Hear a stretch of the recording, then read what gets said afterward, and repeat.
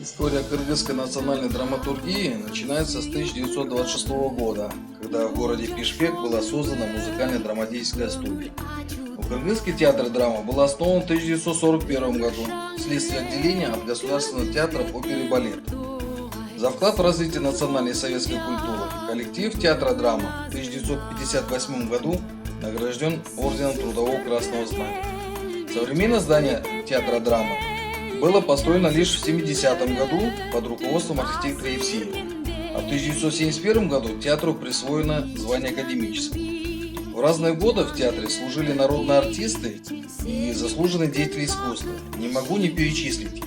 Куюкова, Кадыкеева, Рыскулов, Балкабекова, Уталиев, Яманов, Китаев, Побегенов, Тумишалиева, Тубаева, Абдыкадыров, Торопов. В 1997 году театру присвоено имя драматурга Абдумамудова.